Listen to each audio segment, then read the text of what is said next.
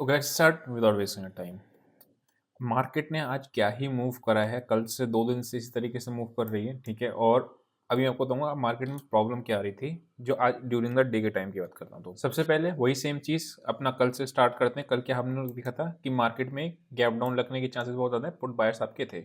उसके बाद opening range breakout की स्ट्रेटेजी लगानी थी और अगर कोई 47,050 के आसपास को पॉजिटिव एक्शन मिलता है तब बाय करेंगे। इसने पहली कैंडल में नीचे तोड़ दिया, उसके बाद आपका धीरे-धीरे करके ऊपर चलता चला गया। तो मैंने यहाँ पे सेल क्यों नहीं किया?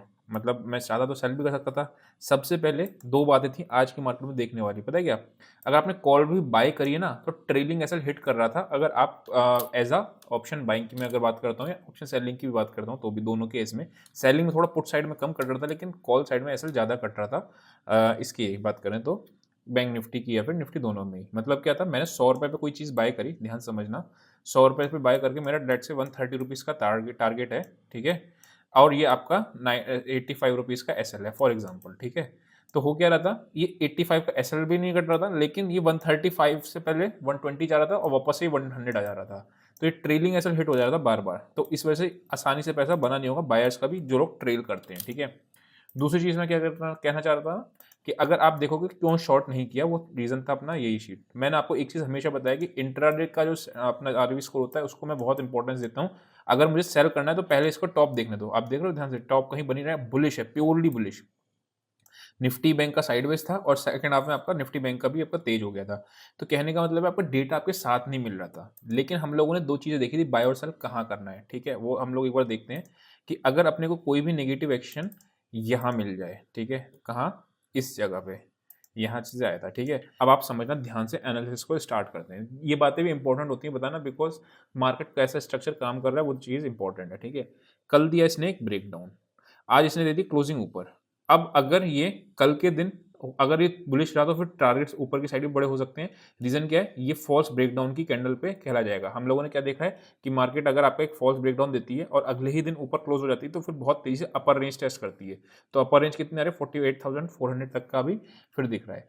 हालाँकि मैं फिर वही बता रहा हूँ, अभी दिसंबर का लास्ट वीक है, इसमें ट्रेडिंग में पोजीशन साइज़िंग जितनी कम से कम रखो, करते रहो। एक आधा ऐसा हिट होता है, बाहर निकल जाओ, बार-बार ट्रेड नहीं करो, क्योंकि अभी पैसा लूज़ करने का टाइम होता है, ये जो पर्टिकुलर होता है। हम लोगों ने कल यहाँ पीछे भी डेज़ देखे थे, कौन-कौन से डेज़ होते हैं आपके जो जिसमें आप पैसा लूज़ करते हो, ठीक है?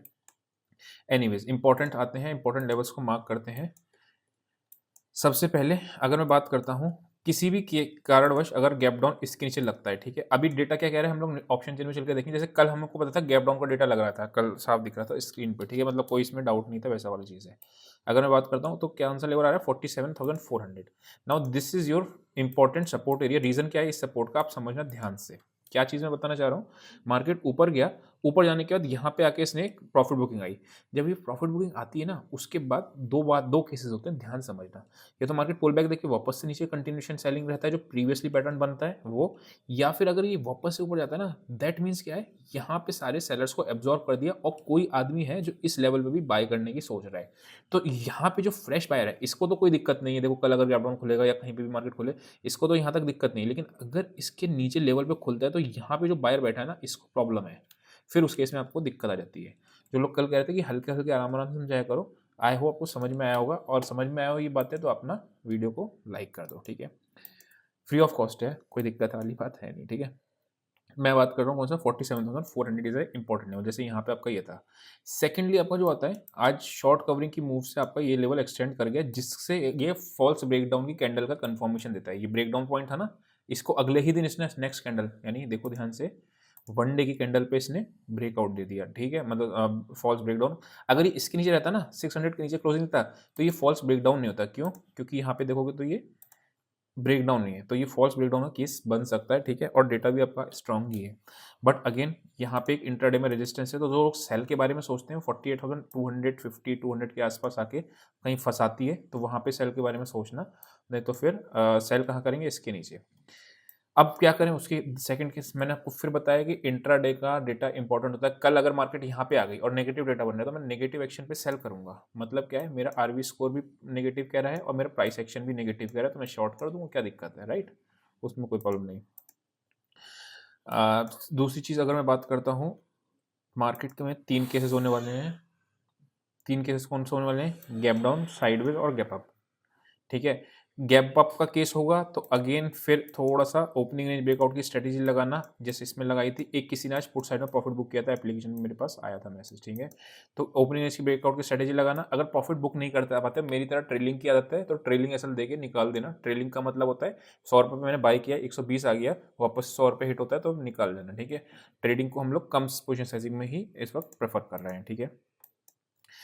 इतना बड़ा मूव मैंने एक्सपेक्ट नहीं किया था, टू बी वेरी ऑनेस्ट। मेरे हिसाब से मार्केट यहाँ से एक रिवर्सल को दिखाना चाहिए था, दिखाया, नीचे आया, उसके नीचे आने के बाद वापस से इस तरीके से पैटर्न नहीं बना, ठीक। तो मैं बात करता हूँ तो निफ्टी की, यहाँ पे आए, ठीक है।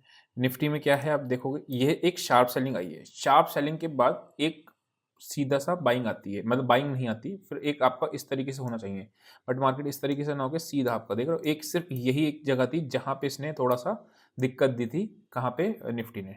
अच्छा, ये लेवल कौन सा था, दो लेवल हम लोगों ने मार्क किए थे, ठीक है, ध्यान से समझना। ये इनसाइड बार का ब्रेकडाउन था, आपको ध्यान हो कल वाली वीडियो उठा के देख लेना, फिर से समझ में ज़्यादा आएगा कि ये आपका जो इनसाइड बार का ब्रेकडाउन आता है, तो यहाँ पे फ्रेश बायर्स आए थे, इन्होंने समझा था जब भी इस तरीके की गिरावट आती है, अब मैं हल्के हल्के समझा रहा हूँ तो ध्यान समझना, ठीक है। जब भी इस तरीके की गिरावट आती है तो आपको तो पता नहीं ना कि यहाँ पे तो जैसे दिख रहा है, यहाँ पे तो आपको दिखता है पॉइंट, इस जगह पे गिरावट आई तो कहीं पे दिखता है कि हाँ कहाँ पे आपका बायर्स का ऐसा हिट हुआ है। इसमें तो आपको सीधे सीधे गिरावट आई ना, तो कहाँ पे होता है, यहाँ पे देखना होता है कि कहाँ पे फ्रेश बायर ने ट्राई किया था। इसमें कहीं पे भी ट्राई नहीं किया, इस जगह पे इसने ट्राई किया था, बायर्स ने नहीं होल्ड करवाया, नीचे आ गया। तो सेम चीज़ अगर आप बाय करके बैठो तो यहाँ पे अपना प्रॉफिट बुक करना बहुत बहुत बहुत लाजमी है। अगर यहाँ बुक नहीं करोगे प्रॉफिट तो फंस जाओगे, ठीक है। मैं ऑप्शन बायर के पॉइंट ऑफ व्यू से बताता हूँ हर चीज़, ठीक है, ये चीज़ ध्यान में रखना। अभी अगर मैं बात करता हूँ तो यहाँ से यहाँ तक लेके आप एक ट्रेंड लाइन को ड्रॉ कर लेना, ठीक है। और ये अगर ब्रेकडाउन देता है निफ्टी वापस से किसके नीचे, आइए बताता हूँ। ये आ गया आपका ये, और ये आपका इसके नीचे, ठीक है। क्या होगा ये, this will be a bearish flag, यानी कि आपको कौन सा 21,180 के नीचे बेरिश सिग्नल टुवर्ड्स कहाँ तक, मैक्सिमम टारगेट्स आपके ये होने चाहिए। ये तो ऑब्वियसली एक बाइंग का एरिया बहुत इंपॉर्टेंट हो जाएगा। डबल बॉटम, एक स्विंग जब भी होता है इंट्राडे के लिए स्विंग इंपॉर्टेंट होता है, जैसे ये एक स्विंग होता है, ये इंपॉर्टेंट होता है, ठीक है।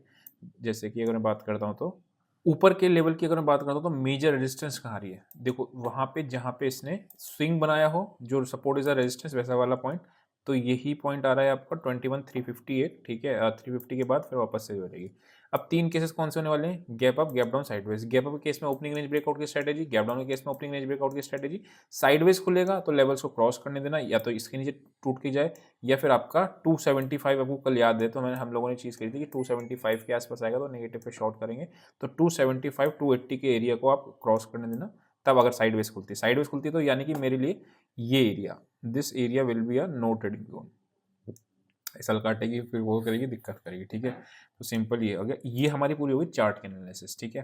अगर मैं बात करता हूँ निफ्टी की ऑप्शन, आज मार्केट भागे, पता है क्यों भगाया आपका इसने, क्या बोलते हैं इसका, एचडीएफसी बैंक ने, ठीक है। पूरा मार्केट को ए वन साइड कर दिया, बैंक निफ्टी को खासकर। बैंक निफ्टी की कॉल्स मतलब खतरनाक तरीके से बढ़ी है आज, ठीक है। निफ्टी की अगर मैं बात करता हूँ तो निफ्टी का अब मंथली आ गई है एक्सपायरी, ठीक है। ये देखो आज पुट राइटर्स फंसे थे सारे सुबह। अभी मैं बात करूँ तो यहाँ पे आपके 21,400 से कॉल लेटर्स भागे हैं निफ्टी से, ओके, ठीक है। नीचे कहाँ पे 7 लाख, 15 लाख, 4 लाख पोजिशनिंग मुझे नहीं दिख रही है इतनी खास कहीं पे भी, मतलब 7 लाख, 3 लाख, 7 लाख, 15 लाख, 21,200 पे आपके मैक्सिमम पुट राइटर्स बैठे हैं और यहाँ से भागे हैं। तो अगर मैं इसको in end of the data, दो तरीके के डेटा होते हैं, एंड ऑफ द डेटा होता है, एक होता है आपका ये डेटा इंट्राडे। अगर दोनों मैच करते हैं तो बहुत बढ़िया ट्रेड मिलता है, अगर दोनों मैच नहीं करते, एक अदर होता है, तो इंट्राडे को प्रेफरेंस दी जाती है, इंट्राडे डेटा को, ठीक है ना, वो चीज़ ध्यान में रखना। देन आता है अपने लोगों का बैंक निफ्टी। बैंक निफ्टी की अगर मैं बात करता हूँ तो 4, ठीक है, 48,000 पे सबसे ज़्यादा कॉल्स हैं। और नीचे अगर मैं पुट्स की बात करता हूँ तो ओके, सब जगह पुट्स हैं। अगर थोड़ा सा ध्यान से देखोगे तो क्या दिख रहा है, 48,000 की पुट्स में 10 लाख का ओआई बैठा है, और इसमें आपका 27 लाख का, सॉरी ये नहीं, ये 2 लाख का, यानी कि किसी ने इन द मनी की पुट्स को भी शॉर्ट किया है, जो कि तेजी की तरफ देख रहा है। कल उल्टा, कल से बिल्कुल उल्टा है, यानी कि कल खुलने के चांसेस क्या है, गैप अप, ठीक है, चांसेस गैप अप हैं, क्योंकि 48,000 की आपकी ये है। अब क्या है, कल क्या होगा, मैं बता रहा हूँ कि इंट्राडे के अंदर इस वक्त ट्रेडिंग करना टारगेट 1:2 का रखो, ठीक है, और 80-90 पॉइंट से ज़्यादा बैंक निफ्टी में एसएल मत डालो, कहीं भी पॉजिटिव एक्शन हो तो, या कटने के चांसेस बहुत ज़्यादा हैं क्योंकि 80-90 वॉलेटिलिटी ज़्यादा है ना, तो 80-90 पॉइंट तो कुछ भी नहीं होता है। तो इस केस में क्या कर सकते हैं, क्वांटिटी साइजिंग को कम रख लेना ट्रेड करने के समय, ठीक है। या फिर आप क्या करना, निफ्टी के अंदर मैं बात करता हूँ 40-45 पॉइंट का एसएल होता है, और ज़्यादा मल्टीपल एसएल हिट्स मत करना, नहीं तो ओवर ट्रेडिंग के साथ दिक्कत हो जाएगी, बार बार ट्रेड्स लेने शुरू कर दोगे, बार बार सिग्नल जनरेट होगा, बार बार ऐसा लगेगा। तो बेहतर क्या है, कम से कम पोजीशन है, कुछ दिनों की बात है, 1-2 जनवरी तक की, मतलब 10 दिन की बात है, उससे ज़्यादा कोई बात नहीं, उसके बाद स्टार्ट हो जाएगा, ठीक है। विक्स अगर आप देखोगे थोड़ी सी आपकी विक्स बिक रही है। फिर निफ्टी की एक बार ऑप्शन चेन देख लेना ताकि थोड़ा सा आइडिया लग जाएगा कि उसमें क्या बना है। ओके, 4,87,000 350 पे आपकी है। ओके, कॉल्स आपकी कटी हैं ये एट द मनी की भी, ठीक है। तो यानी कि निफ्टी के अंदर बहुत खास डेटा बना नहीं है, लेकिन अगर मैं बात करता हूँ तो थोड़ा सा गैप अप। कल भी लोग पूछ रहे थे कि सर गैप अप होगा या गैप डाउन, तो कल वाली वीडियो पूरी देखना, मैंने आपको बताया था लास्ट में कि गैप डाउन का डेटा फॉर्मेशन हो रहा है। तो आई होप कुछ समझ में आया होगा।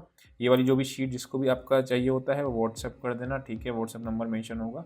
और अभी के लिए इतना ही, see you in next session, till then bye bye.